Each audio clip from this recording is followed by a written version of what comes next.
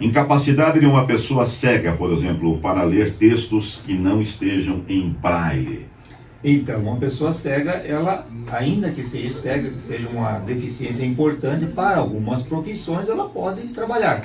Vamos dar um exemplo. Um comunicador, como utiliza a fala, basta ter uma voz boa, né, César? Ele pode fazer essa comunicação sem a necessidade de ter a visão, correto? Pode ser, por exemplo, um psicólogo, né, que é uma necessidade mais de ouvir e conversar. A necessidade. Então a pessoa tem essa deficiência, mas ela recebeu condições para ter uma profissão. E aí não há a necessidade de pegar um benefício por incapacidade do INSS, por invalidez. Mas ela pode se aposentar com menos tempo. Outro exemplo, um cadeirante. A depender da profissão de ser cadeirante, ele pode ser considerado incapaz para um cargo, como por exemplo na construção civil. Cadeirante trabalhar na construção civil seria uma coisa que não é imaginável. Mas ele pode exercer uma outra profissão que não necessite trabalhar em pé, por exemplo. Ou uma pessoa surda, ela pode ter um problema de audição e ainda assim poder exercer uma profissão, normalmente desde que ela tenha instrução para isso. Por exemplo, uma incapacidade de uma pessoa cadeirante para subir escadas em local de acessibilidade. Isso.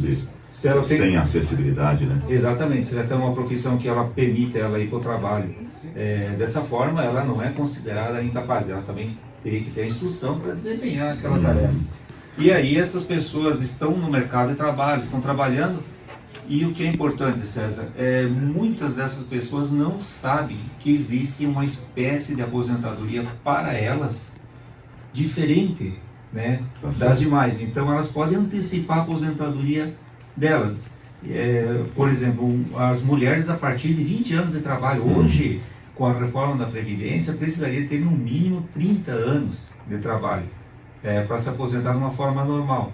Mas a pessoa com deficiência que esteja trabalhando a partir dos 20 anos, uma mulher, pode já encaminhar uma aposentadoria por tempo de contribuição da pessoa com deficiência, sem necessitar a idade mínima. O homem, então, é 25 anos de trabalho. Aí pode juntar vários períodos de emprego, de contribuição. Né? E existem tipos de diferentes, então, né? Tipos de deficiência diferentes: a física, a mental, a intelectual, sensorial, audição, visão, olfato, tato, paladar, é isso? Exatamente, César. Então, todos esses graus de deficiência podem ser de ordem física. Física, nós estávamos falando do cadeirante, mas pode ser alguém que tenha amputação de dedos, pode ser alguém que tenha uma lesão de um acidente que limita parte dos movimentos, problemas de coluna, por exemplo, né?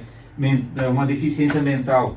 Hoje, está cada vez mais comum as pessoas apresentarem problemas de depressão ou de ansiedade, que também é considerado deficiência. Uma deficiência intelectual, né? Hoje se diagnostica muitas crianças com autismo. O autismo é uma doença que gera uma deficiência de ordem intelectual ou sensorial, audição ou visão.